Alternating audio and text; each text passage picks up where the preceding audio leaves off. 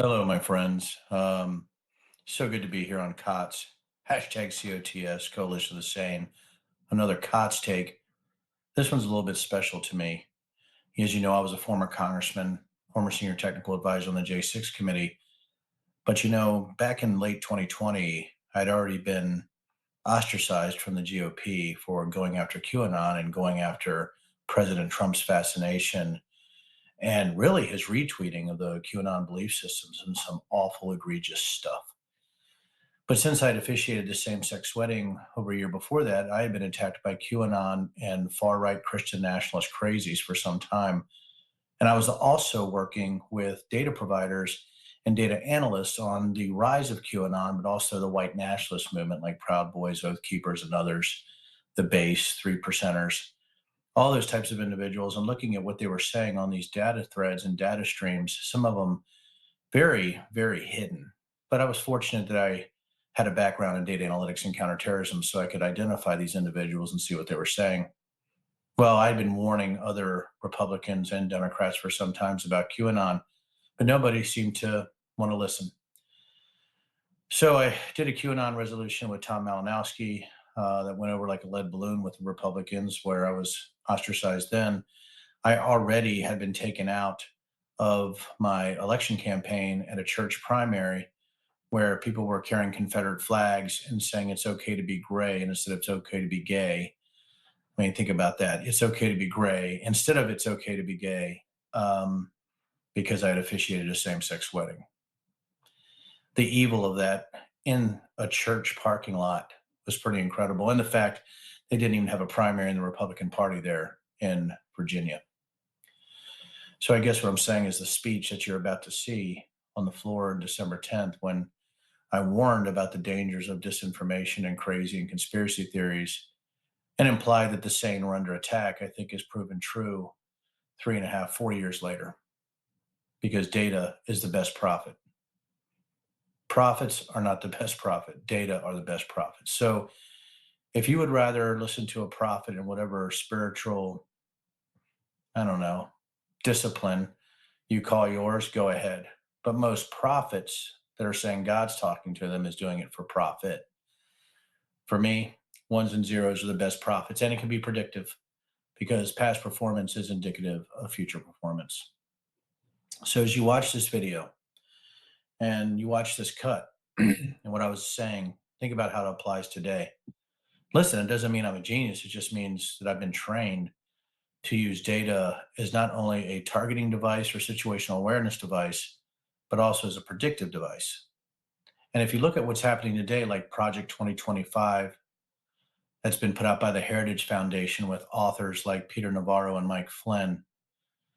And if you look at what Donald Trump is saying, what you're looking at, what his minions are saying about Christian nationalism, about not wanting birth control, thinking that life begins at erection, getting rid of no fault divorce, just some bizarre, brutal things, especially when it comes to getting rid of the administrative state or the deep state, going after globalists. I was right. And I'm going to continue to be right if you look at data. This is a very scary time for us. And again, if you're looking towards prophets talking to a God, those are people that are crazy. They're literally fucking insane. And now that you see people winning their primaries like the Lauren Boeberts of the world, who uneducated, classless, hides behind the Bible, has a family history that's sordid, just grotesque in every way. If that's where we're going as a country, I think my speech from December of 2020 before I left Congress is as important today as it ever was. I'm not bragging about it. It's just I've been right a lot. So as you're watching the speech, just take into account what you're seeing in the media, what you're seeing from the far right, what you're seeing from this self-professed MAGA movement, but also what you're seeing from people who are completely hypocritical, and that these are just people that are authoritarian and want to run your lives. And a lot of them are basing their ideas off wacky conspiracy theories, with QAnon still being the baseline for everyone from Donald Trump to the JD Vances to the Tom Cottons to the Lauren Boeberts to the Marjorie Taylor Greens to the Ronnie Jacksons to the Scott Perrys to the Andy Biggs, to the Jim Jordans. It's all of them. It's all of them. So let's see what I had to say back then. We'll see you soon, and let's get to work. The first representative from my district was James Madison. I have used his legacy to guide me in my fight to protect constitutional principles, and I believe that his example is one that can guide all representatives in this body. James Madison said this: "A well-instructed people alone can be a permanently free people." I internalized that statement into a baseline for carrying out the duties as a representative of the people, duly elected by the citizens of Virginia's 5th District. My background as a veteran, an Air Force intelligence officer employed at times by the National Security Agency and working with other government agencies, taught me the value of honor, service, and integrity in all I do. It also taught me the invaluable lesson of considering the source when evaluating information from my colleagues and constituents, and when fighting radicalization and disinformation campaigns. James Madison also stated that knowledge will forever govern ignorance, and a people who mean to be their own governors must arm themselves with the power knowledge gives. A well-instructed people and a knowledgeable people. Pillars of a working republic. Those pillars are now being assaulted by disinformation and outlandish theories surrounding this presidential election.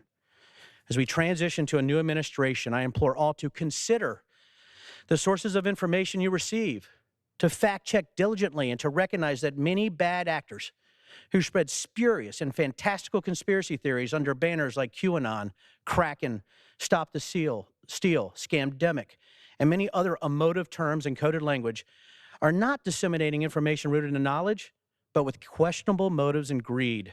They are rooted in misunderstanding or fraud, or in some cases, ignorance. To all those on the end of the disinformation fire hose, please know that I am you and you are me. Unbiased, fact-based information sustains our republic. My objective in serving my district was never to judge others, because all of us are only human. None of us has a special dispensation to rule over another. We are common in our belief that the Constitution stops the tyrannical encroachment of a man, woman, or group claiming to have some extraordinary knowledge that allows them insights that we as individuals cannot attain. Disinformation hinders our free exchange of ideas and creates super spreader digital viruses that create a fever of nonsense. Disinformation operations can attack specific pillars of democracy at strategic moments, from belief in democratic elections to trust in public health and public institutions. In technical terms, sophisticated influence operations using combinations of bot-like networks and synchronous mass posting behavior, termed coordinated inauthentic behavior, is a tactic which disinformation peddlers such as QAnon community members use with great success to hijack the national conversation. My 2 decades of intelligence, warfighting, and counterterrorism experience, coupled with serving in the 116th Congress, is why I will not allow conspiracy peddlers to hijack our ability to conduct reasonable policy discussions for the betterment of all Americans. Just like creating a vaccine to eradicate COVID-19, we must work together to inoculate against the social contagion of disinformation, conspiracies, anti-Semitism, dehumanization, racism, deep state cabal nonsense, cults, and those grifters posing as servants of the people. Big data, machine learning, and facts-based analysis are the ingredients for our digital vaccine. If we build that vaccine, we can encourage facts over fantasy, people over politics, love over hate, and unity over division. I am now serving on the board of a nonpartisan organization that will utilize advanced analysis, data methodologies, and network modeling to track disinformation over social media. If you are in the grifting and propaganda business, know that I am not going anywhere. As I go back to my incredible life on 50 acres in the Blue Ridge Mountains, I can reflect on how I conducted myself in Congress. My dear friend, Congressman Kevin Brady from Texas, told me he appreciated that I called balls and strikes, even when it was not advantageous to me. To be clear, Kevin Brady is an example of that service and what calling balls and strikes looks like. So, let me call 3 pitches right now. First, I will always fight disinformation wherever I see it, hear it, or watch it. For those who spread disinformation, know that I will not stop in tracking those who push falsehoods onto decent Americans. Radicalization through disinformation has no place in the United States, and in this fight, I will not relent. Second, working together for the betterment of the American people in a bipartisan way is not a bug, it's a feature. Third, people are more important than party. Pandering is a political sickness.